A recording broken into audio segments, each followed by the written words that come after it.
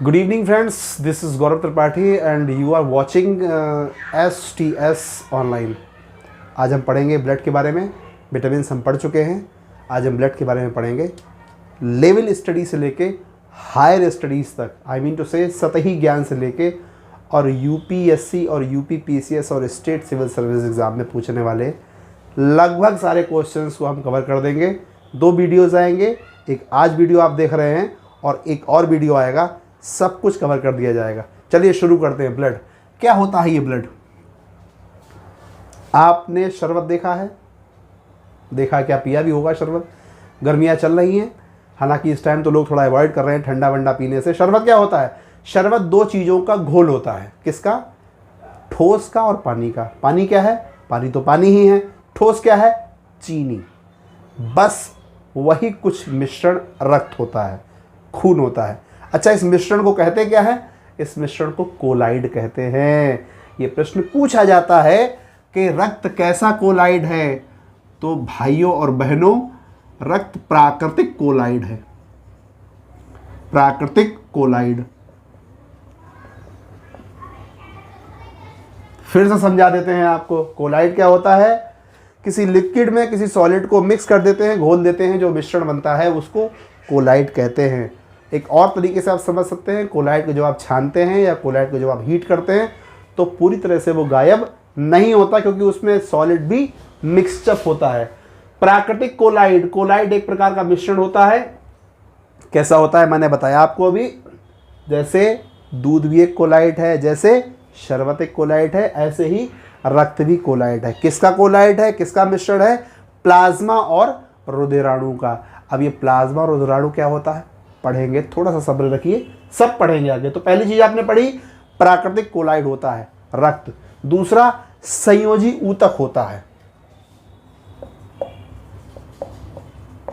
संयोजी ऊतक। अब इसमें भी एक नया शब्द आ गया, ये संयोजी क्या ड्रामा होता है?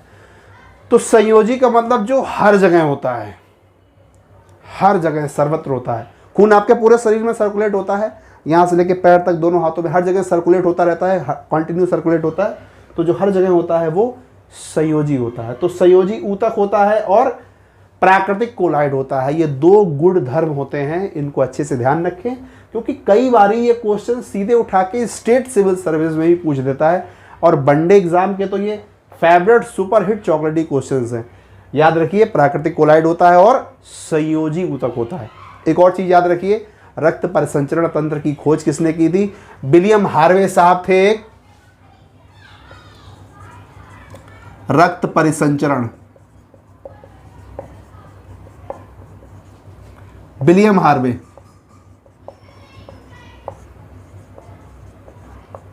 विलियम हार्वे साहब, एक विलियम हार्वे साहब थे, इन्होंने रक्त परिसंचरण की खोज की थी। अब रक्त परिसंचरण क्या होता है?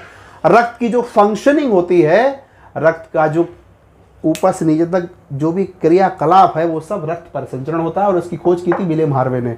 अब आप सोच रहे होंगे कि मास्टर ने रक्त लिखा, रक्त के बारे में कुछ नहीं बताया और सीधे ये सब लिखाने लगा।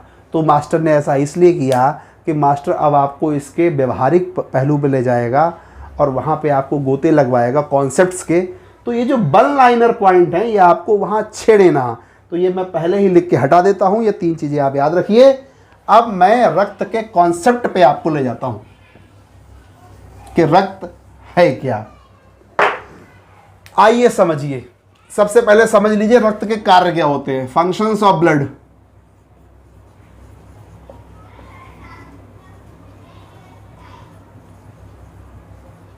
रक्त के कार्य, खून के कार्य। तो भैया फटाफट लिख लीजिए, खून के सिर्फ 2 काम होते हैं मेन। खून के 2 काम होते हैं। पहला खून काम होता है ताप को नियंत्रित करना, टू मेंटेन द टेम्परेचर, ताप नियंत्रण।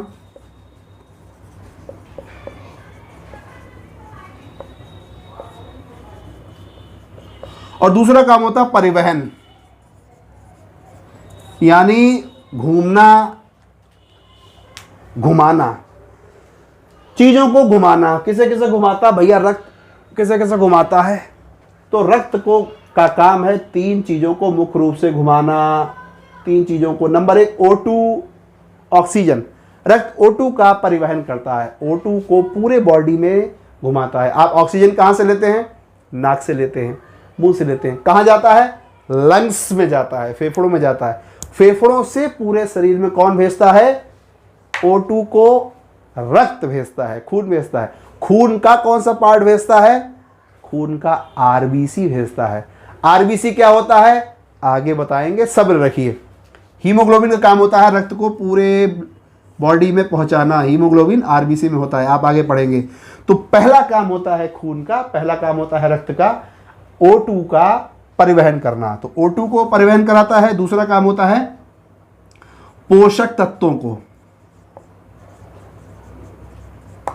आप कुछ भी खाते हैं, कुछ भी आप खाते हैं, प्रोटीन, विटामिन, वसा, कुछ भी आप खाते हैं खाने के द्वारा, या आप जो दवा ले रहे हैं, कैप्सूल्स ले रहे हैं, आप कुछ भी जो शरीर में आपके एंटर कर रहा है वो लिक्विड फॉर्म में या सॉलिड फॉर्म में, वो अंदर जाने के बाद खून के ही द्वारा, ब्लड के ही द्वारा पूरी बॉडी में, आपके फुल बॉडी फंक्शन में सर्कुलेट करता है, घूमता है। तो खून का दूसरा काम ये होता है पोषक तत्वों को पूरे शरीर में घुमाना अच्छे से। और अच्छी चीज़ों को घुमाना भी इसका काम है और खराब चीज़ों को भी घुमाना है। मतलब उत्सर्जी तत्व, जो उपयोग के तत्व नहीं होते हैं, जो उतना काम के, उतना जरूरी तत्व नहीं है, वो भी हमारे शरीर में रक्त घुमाता रहता है। और फिर वो जाते कहाँ हैं? घुमाता तो रहता है रक्त, फिर वो जाते कहाँ हैं? तो आपने एक पोर्शन सुना होगा, किडनी।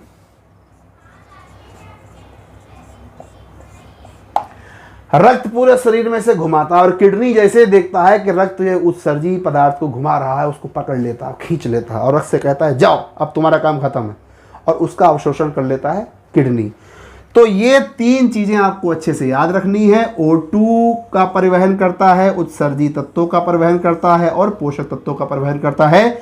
परिवहन इसका पहला काम, ताप का नियंत्रण इसका दूसरा काम, टेम्परेचर को मेंटेन रखता है।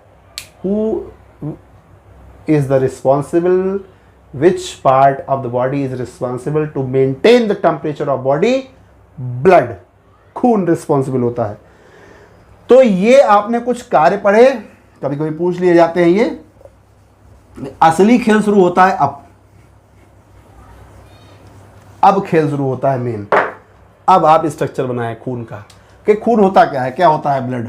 तो भैया ब्लड को दो भागों में तोड़ते हैं, हम सब जानते हैं ब्लड को दो भागों में तोड़ते हैं। एक होता है प्लाज्मा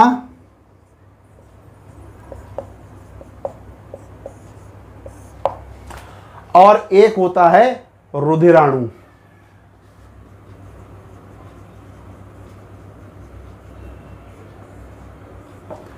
प्लाज्मा कितना होता है ब्लड में? तकरीबन 55 से 60% के आसपास प्लाज्मा होता है रक्त में। तो 55 से 60%, आप 55% लिख सकते हैं, और बचा हुआ लगभग 45% रुधिराणु होता है। क्या होता है plasma? Plasma is the liquid portion of blood. जो तरलीय पदार्थ होता है, जो पानी वाला पोर्शन होता है, वो होता है प्लाज्मा।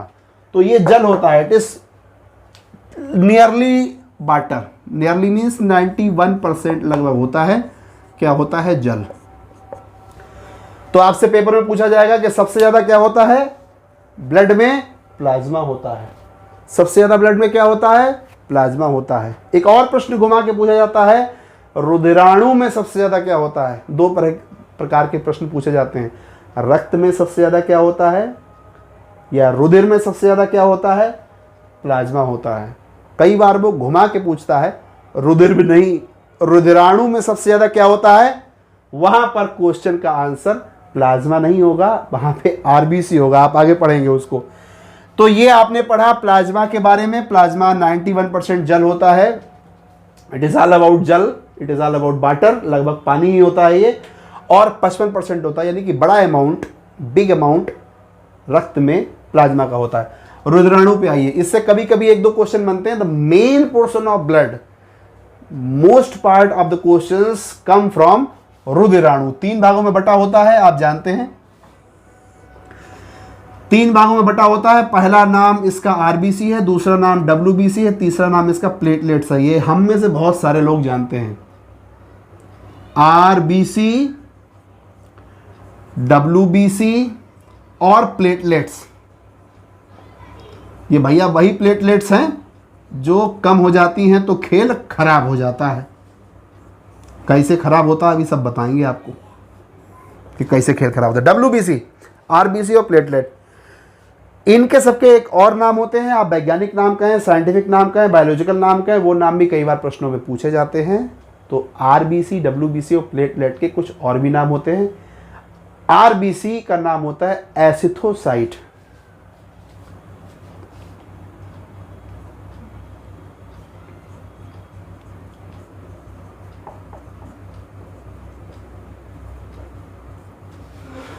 एरिथ्रोसाइट, RBC को कहते हैं एरिथ्रोसाइट। WBC को क्या कहते हैं? ल्यूकोसाइट। अब देखिए यहीं से एक क्वेश्चन बनता है, ल्यूकोसाइट, ल्यूकोसाइट, ल्यूकोस, इसमें ल्यूको है, ल्यूको से आप कोई वर्ड पकड़ रहे हैं, ल्यूकोमिया, ल्यूकोमिया क्या होता है? कैंसर। ल्यूकोमिया क्या कहते हैं? कैंसर कहते हैं। तो WBC के कम हो जाने से या ज़्यादा हो जाने से, WBC के कम हो जाने से या ज़्यादा हो जाने से, वाइट ब्लड सेल्स के यानी श्वेत रक्त कणिकाओं के कम हो जाने से या ज़्यादा हो जाने से कौन सा रंग हो जाता है? ट्यूमर हो जाता है, कैंसर हो जाता है, ल्यूकोमिया हो जाता है। ठीक है, नोट करें, अभी आगे नोट भी कराऊंगा मैं, ध्यान रखें। तो leukocyte means leukaemia, leukaemia means WBC, अच्छे से ध्यान रखें। प्लेटलेट्स, बहुत सिंपल सा नाम है इसको याद रखने का, थ्रोम्बोसाइट। प्लेटलेट्स बहुत ही सिंपल इसका नाम है याद रखने का, थ्रोम्बोसाइट्स।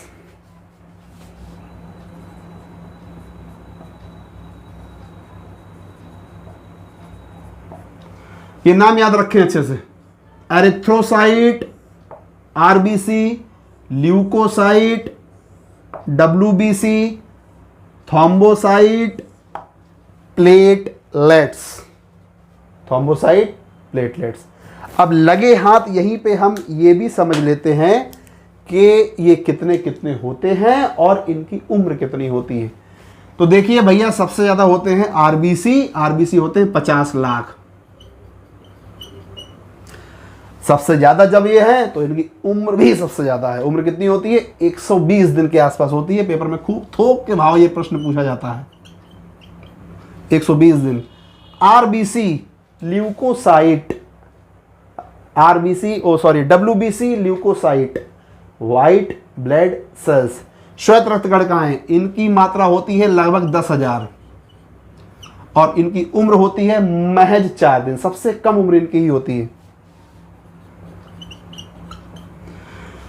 प्लेटलेट्स आप में से बहुत से लोग जानते हैं जो एक भी बार गए हैं दर्शन करने किसी जांच केंद्र पे, प्लेटलेट की जांच कराने गए हैं, जिनको कई बारी ऐसा होता है कि इनको डेंगू हो गया है या मलेरिया हो गया है, वो जांच कराते हैं जाके, तो वो अच्छे से जानते हैं कि प्लेटलेट्स की काउंटिंग 2 लाख के आसपास होती है और इसकी उम्र होती है 7 दिन। ये डेटा याद रखें।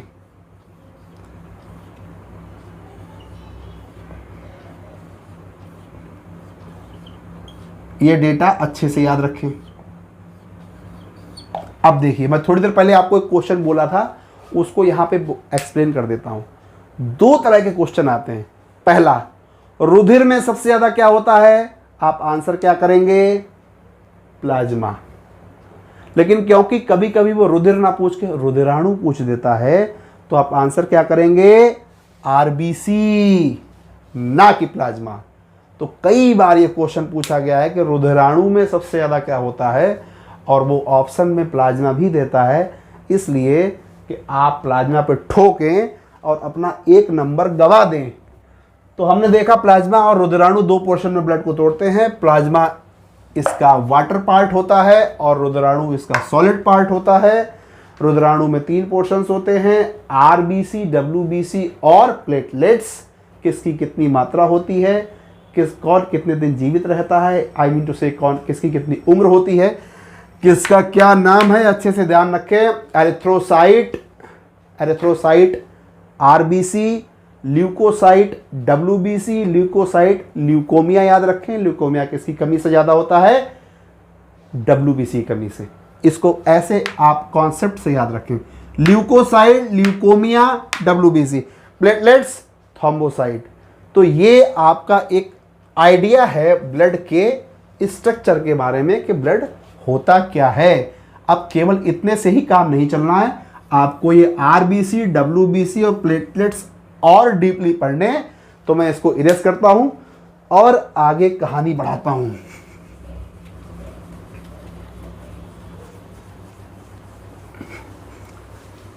तो डालिए आप लोग पहली हेडिंग, लाजवाब बेहतरीन, RBC, red blood cells, RBC। सबसे पहले इसका आकार लिख लीजिए। इसका आकार कुछ कुछ गोल गोल सा होता है, पूरी तरह से गोल नहीं होता, लेकिन कुछ कुछ ऐसे गोल होता है और कुछ दबा भी होता है बीच में, पुश, अंगूठे से कुछ पुश किया हुआ होता है ऐसे। तो इसका आकार लिख लीजिए, ऐसे फिगर बनाइए। जो भी पॉइंट्स हैं इसके आगे आपको नोट करना है। इसका आकार गोल होता है, लगभग गोल। अब इंटरेस्टिंग बात क्या है, आकार सिर्फ RBC का ही फिक्स होता है और किसी का आकार फिक्स नहीं होता है। अनिश्चित अनियंत्रित आकार होता है WBC का और प्लेटलेट दोनों का। आकार के मामले में यही हीरो है, इसका आकार फिक्स रहता है, लगभग गोल आकार होता है। तो पहली चीज ये है जो आपको याद रखनी है। इसके आगे आपको याद रखना है, इसमें हीमोग्लोबिन होता है।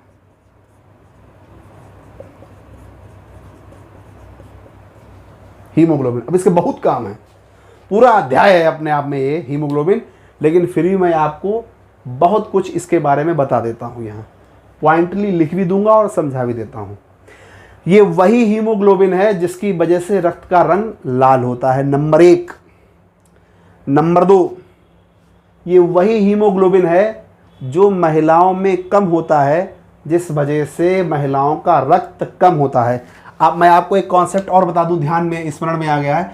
आपने अक्सर सुना होगा, देखा होगा कि महिलाओं में लिखा, आप किताबों में लिखा देखते हैं, महिलाओं में रुधिर कम होता है, रक्त कम होता है। अगर मेल की बात करें तो मेल में लिखते हैं लगभग 5.5 लीटर होता है लीटर, और फीमेल में लिखते हैं 5 लीटर होता है। तो ऐसा होता क्यों है? कभी माथा नहीं ठनका है आपका? क्योंकि आपको तो केवल रटने से, याद करने से मतलब है, तो माथा कहाँ से ठनकेगा? तो माथा आज आपका ठनक जाएगा। ये जो आधा लीटर कम होता है, ये किसी टेंशन में नहीं कम होता है। ऐसा नहीं कि महिलाएं अधिक काम करती हैं, बहुत बोझ है उनके ऊपर काम का, बहुत टेंशन में दबी रहती है इसलिए कम होता है, नहीं। बायोलॉजिकली महिलाओं में हीमोग्लोबिन कम होता है। महिलाओं में हीमोग्लोबिन पुरुषों के अपेक्षा कम होता है। उस वजह से ये जो आप लगभग 500 मिलीलीटर या 600 मिलीलीटर का गैप देखते हैं, वो कम होता है। महिलाओं में, आज से बिल्कुल खोपड़िया में अपने घुसेड़ लीजिए ये कॉन्सेप्ट, महिलाओं में रक्त कम होता है। क्यों? क्योंकि महिलाओं का हीमोग्लोबिन कम होता है, वही हीमोग्लोबिन जो RBC में होता है। जब हीमोग्लोबिन कम होता है तो RBC कम होता है, और जब RBC कम होता है तो खून कम होता है। बस ससुरा इतना कॉन्सेप्ट है। अब भूलेंगे कभी आप? हीमोग्लोबिन कम होता है तो RBC कम होता है, रेड ब्लड सेल्स कम होते हैं, और वो कम होते हैं तो मेल खिलाड़ी ही कम हो जाता है, खून कम हो जाता है। तो लाल रक्त कणिकाओं में हीमोग्लोबिन होता है, उसके कम होने से एनीमिया का रोग होता है। बहुत अच्छे से याद रखें, हीमोग्लोबिन होता है, इसकी कमी से ये 2 काम करता है। हीमोग्लोबिन 2 काम करता है, इसके दोनों काम लिख देता हूं। पहला काम, ये O2 का परिवहन करता है।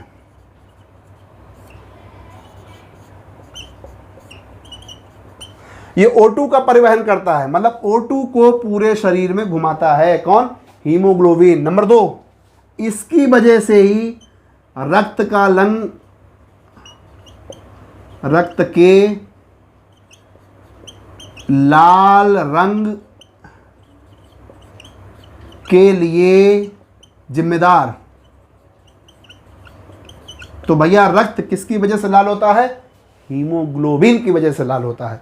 ठीक है, तो O2 को परिवहन कौन करता है? पूरे शरीर में O2 को कौन भेजता है? लंग से निकाल के पूरे शरीर में O2 को कौन घुमाता फिराता है? हीमोग्लोबिन। रक्त का रंग किसकी वजह से लाल होता है? हीमोग्लोबिन, और इसकी कमी से क्या होता है? एनीमिया।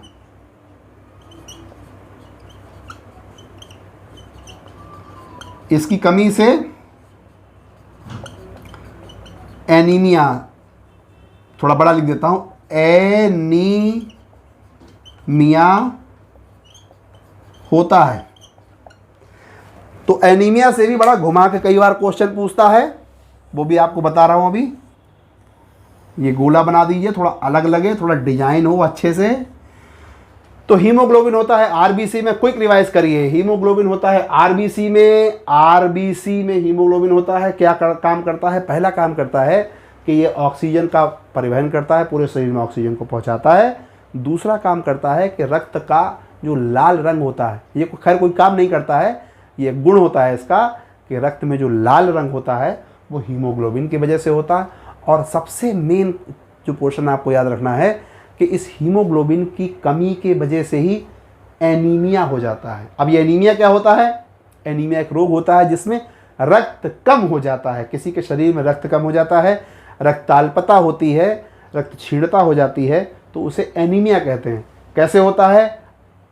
हीमोग्लोबिन किस में होता है? लोहे में होता है। लोहा जैसे ही कम होता है वैसे ही हीमोग्लोबिन कम होता है। हीमोग्लोबिन कम होगा, आपके ब्लड के आरबीसी कम हो जाएंगे, आरबीसी कम होगा, आपका ब्लड कम होगा, ब्लड कम होगा, आप एनीमिया के शिकार हो जाएंगे। समझे आप? हीमोग्लोबिन कम होगा, फिर आरबीसी कम होगा, फिर ब्लड कम होगा और आप एनीमिया के शिकार हो जाएंगे, रक्ताल्पता के शिकार हो जाएंगे। तो ये तीन चीजें मेनली आपको याद रखनी है हीमोग्लोबिन से रिलेटेड। हीमोग्लोबिन किस में होता है? आरबीसी में होता है। किस में होता है? आरबीसी में होता है। चलिए दूसरे बिंदु पे आते हैं। पहला हो गया आरबीसी, दूसरा क्या है? पहला आरबीसी है, इसको हटा देते हैं ऐसे। दूसरा है डब्ल्यूबीसी, व्हाइट ब्लड सेल्स, श्वेत रक्त कणिकाएं। अब श्वेत रक्त कणिकाओं के बारे में हम बड़ी एक रटी रटाई सी लाइन सुनते हैं, पढ़ते हैं कि रोगों से हमारी रक्षा करता है, रोगों से हमारी रक्षा करता है, रक्षा कवच की तरह काम करता है ये। तो सबसे पहले तो आप यही लिख लो, फिर आपको समझा देंगे करता कैसे है, बिल्कुल घोट के पिला देंगे आपको आज। रोगों से शरीर की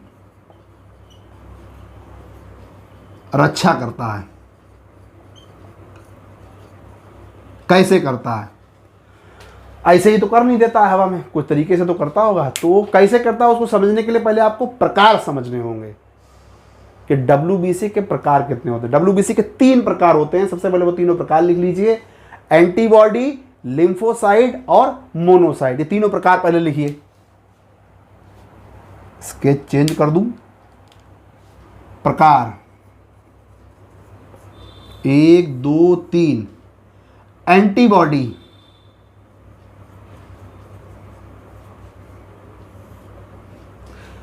लिम्फोसाइट,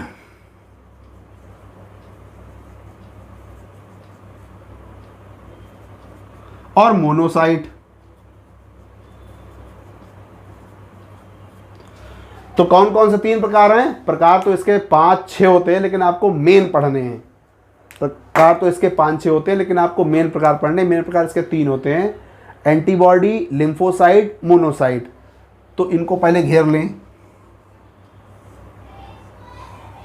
अब क्या करें? अब इन्हें खोल दें। कैसे खोलें? एंटीबॉडी क्या करता है? देखिए, डब्ल्यूबीसी का काम है रोगों से शरीर की रक्षा करना, लेकिन डब्ल्यूबीसी अपने आप में कुछ नहीं होता। इसके 3 प्रकार होते हैं। ऐसे मान के चले कि इसके 3 भैया होते हैं। डब्ल्यूबीसी एक कैप्टन है और 3 और लोग हैं टीम में, और वो मिल के काम करते हैं तो रोग भागता है। सबसे पहला काम एंटीबॉडी का है। एंटीबॉडी जब कोई भी रोग घुसता है, चींटी आपके काटी, यहाँ आपके चींटी ने यहाँ पे काटा, किसी मच्छर ने काटा आपको, कोई वायरस आपके अंदर घुस गया, कोरोना पेशेंट आप बन गए, तो कोरोना घुसा आपके अंदर, कोरोना का वायरस आपके अंदर घुसा, सबसे पहला सिग्नल जाएगा एंटीबॉडी के पास। एंटीबॉडी डट जाएगा अपना काम करने में। एंटीबॉडी देखेगा वायरस थोड़ा सॉलिड है, मेरे बस का नहीं है, अकेले मेरे बस का नहीं है, इसको भगाना, इसको मारना। लिम्फोसाइट को जाके ये हिलाएगा, जाके लिम्फोसाइट भी डटेगा। अब फिर ये एंटीबॉडी और लिम्फोसाइट दोनों डट के उसको मारेंगे, उसकी डेथ करेंगे। और उसका कब्रगाह कौन बनेगा, कौन उसको अंततः खा जाएगा, समा जाएगा, किसमें, वो मरा हुआ वायरस मोनोसाइट में। तो एंटीबॉडी से खेल शुरू होगा और मोनोसाइट में खेल खत्म होगा। तो अगर कभी पूछ दे कि एंटीबॉडी, लिम्फोसाइट, मोनोसाइट किसके हिस्से हैं, WBC के। देखिए यहीं से जो नए नए क्वेश्चन उठते हैं, आप देखते हैं कि कभी आप जो ट्रेंड चेंज हुआ है परीक्षाओं में, उसमें नए नए क्वेश्चन आते हैं। तो वो नए ऐसे ही आते हैं। उसने पूछ दिया लिम्फोसाइट किसका पार्ट है, यही 3 नाम रख देगा, RBC, WBC और भी यहां आगे लिखा जाएगा प्लेटलेट, तीनों नाम लिख देगा। अब पूछे किसके पार्ट है। अब आप वहां अपना माथा खुजला रहे हैं, क्यों? इसलिए नहीं कि आपको प्रश्न आता नहीं है, इसलिए कि प्रश्न देखा ही नहीं है पहले कभी। अच्छा, देखा क्यों नहीं है? क्योंकि कॉन्सेप्ट पढ़ा ही नहीं है। वन लाइनर पढ़ के गए हैं तो देखेंगे कैसे?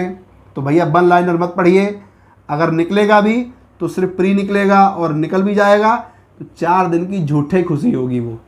एंटीबॉडी, लिम्फोसाइट और मोनोसाइट, ये 3 प्रकार होते हैं WBC के यही 3 प्रकार मिलके हमारे शरीर की रोगों से रक्षा करते हैं। दिमाग में छाप लीजिए इन्हें, ठीक है? तो ये काम होता है मेन। कोई इसका निश्चित आकार नहीं होता है, अनिश्चित आकार होता है इसका। हाँ, कुछ चीज़ें आप ध्यान रखिएगा, जैसे RBC, WBC और आगे जो हम लिखेंगे प्लेटलेट, उन तीनों में सबसे बड़ा RBC होता है। ऐसे ही WBC के जो 3 प्रकार होते हैं, एंटीबॉडी, लिम्फोसाइट और मोनोसाइट, इन तीनों में सबसे बड़ा मोनोसाइट होता है। याद करने का तरीका, भैया इसने वायरस के सिग्नल दिए, इन दोनों ने मिलकर लड़ा और मरने के बाद वायरस यहाँ आ रहा है। तो ये तो दोनों लड़ रहे हैं केवल, ये कब्रगाह है और कब्रगाह में हद से ज़्यादा कब्रें होती हैं, तो अंततः आना यहाँ है, इसमें सबसे बड़ा होता है मोनोसाइट, सबसे बड़ा मोनोसाइट। लिख लें, याद करें अच्छे से इसको। चलिए तीसरे पे आते हैं, लाल कलम उठाते हैं, तीसरा और आखिरी, इसको थोड़ा इरेज कर देते हैं। तीसरा और आखिरी RBC हो गया, WBC, तीसरा और आखिरी है हमारा प्लेटलेट्स। प्लेटलेट्स प्लेटलेट्स ये वही प्लेटलेट हैं जो डेंगू में, मलेरिया में हम चेक कराने जाते हैं, कम हो जाती है और हमारी तबीयत बहुत ज़्यादा खराब हो जाती है। 2-3 चीज़ें पढ़नी है इसके बारे में, कुछ विशेष नहीं पढ़ना है। पहला, शरीर को ताकत, शक्ति प्रदान करती है।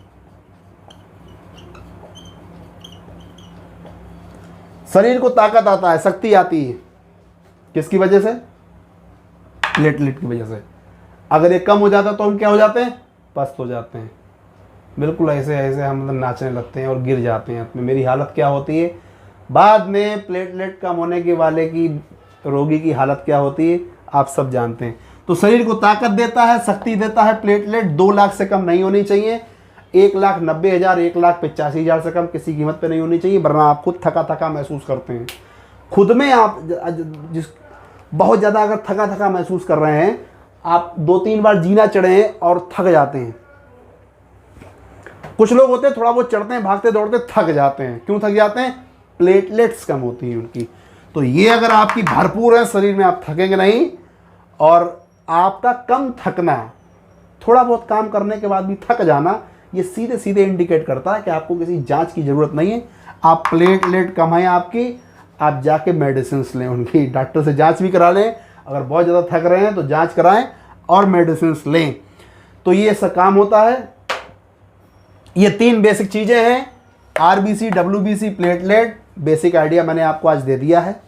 अगले लेक्चर में आप ब्लड ग्रुप के बारे में पढ़ेंगे, ब्लड क्लॉटिंग्स के बारे में पढ़ेंगे कि थक्का कैसे बन जाता है। थक्का भी 2 प्रकार का होता है, एक बाहर बनता है, जैसे यहाँ चोट लग गई तो यहाँ थक्का बन गया। एक अंदर थक्का बनता है कि अगर शरीर के अंदर चोट लग जाती है तो इंटरनल कैसे क्लॉटिंग होती है, अंदर कैसे थक्का बन जाता है। तो ये ब्लड ग्रुप पढ़ेंगे आप, इसमें आप एंटीबॉडी पढ़ेंगे, एंटीजेंस पढ़ेंगे।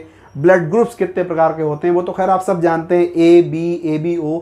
बनते कैसे हैं, मेन चीज़ ये नहीं है कि होते कितने प्रकार के, बनते कैसे हैं, कैसे B बनता है, कैसे A बनता है, वो पढ़ेंगे।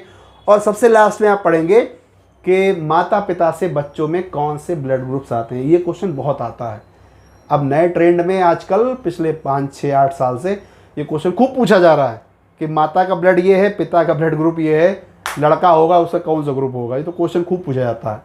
तो ये 2-3 प्रकार के आप क्वेश्चन और पढ़ेंगे, आपका ब्लड खत्म हो जाएगा।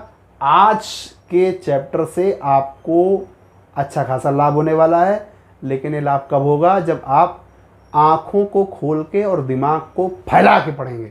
ठीक है, सतही पढ़ के अगर निकल जाएंगे तो नंबर हो सकता है आप पा जाएं, लेकिन हर जगह नंबर नहीं पाएंगे। और घुस के पढ़ेंगे तो नंबर तो पाएंगे ही, कॉन्फिडेंस लेवल आपके सिर से भी ऊपर रहेगा। घुस के पढ़ने का तात्पर्य, जैसे आपने आज ये पोर्शन पढ़ा, बहुत से कम बच्चों ने ये पोर्शन पढ़ा होगा। हम केवल बेसिक क्या पढ़ते हैं? WBC क्या काम है? शरीर के अंगों की रोगों से रक्षा करना, बस हटे, WBC से हट गए। RBC क्या काम है? हीमोग्लोबिन, लाल रंग, O2 का परिवहन, बस पढ़े और हट गए। अब वो क्वेश्चन आपसे पूछेगा एनीमिया किसी कमी से होता है, एनीमिया में क्या कम हो जाता है? एनीमिया जब होता है तो उसमें क्या कम हो जाता है? और ऑप्शन दे देगा RBC, WBC और प्लेटलेट। अब आप वहाँ बैठे हैं बंदर बने, क्योंकि आपने पढ़ा ही नहीं है। एनीमिया माने हीमोग्लोबिन की कमी, हीमोग्लोबिन की कमी माने RBC की कमी, क्योंकि हीमोग्लोबिन किस में होता है? RBC में होता है। तो कॉन्सेप्ट में गोते लगाइए, शॉर्ट स्टडी मत करिए, शॉर्ट स्टडी मत करिए।